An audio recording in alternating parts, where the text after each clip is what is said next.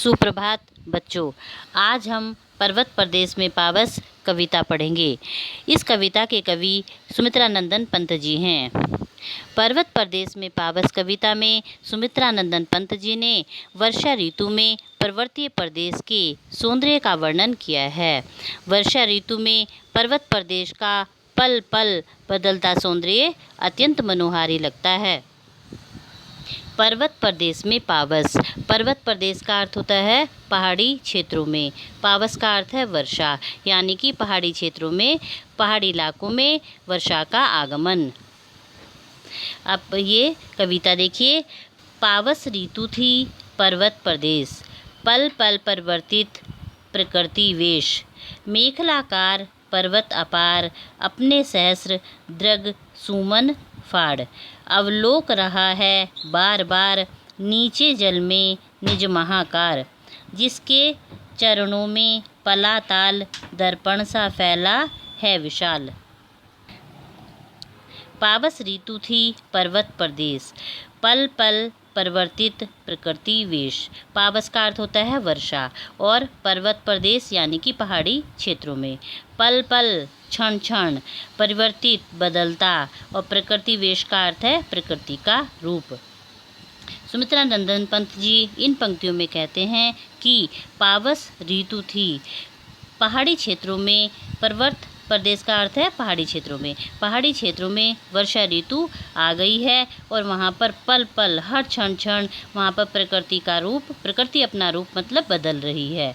प्रकृति अपना रूप बदल रही है मतलब वहाँ पर कभी धूप आ जाती है, कभी वहाँ पर वर्षा आ जाती है, और कभी मौसम साफ दिखने लगता है।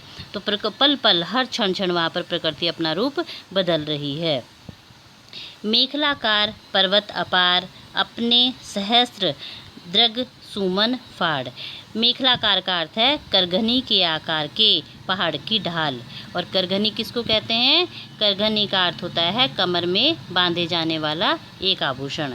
तो मेखलाकार, जो मेखलाकार आकार के, करघनी के आकार के जो पहाड़ हैं, वह अपने सहस्त्र का अर्थ है हजार, दृग का अर्थ है आँखें, और सुमन का अर्थ है फूल। वह अपनी हजारों पुष्प रूपी आँखें फाड़ फाड़ कर अवलोक रहा है बार बार। अवलोक का अर्थ होता है देखना। वह जो पहाड़ है वह अपनी हजारों पुष्प रूपी आँखें फाड़ कर, अवलोक मीन्स देखना, अपनी हजारों पुष्प रूपी आँखें फाड़ कर बार बार देख रही है। किसे देख रही है? नीचे जल में निज महाकार। नीचे जल में, निज मीन्स अपने, महाकार का अर्थ है विशाल आकार। अपने विशाल आकार को जल में देख रहा है। जिसके चरणों में पलाताल, दर्पण सा फैला है विशाल। इसके चरणों में पलाताल, ताल का अर्थ होता है तालाब।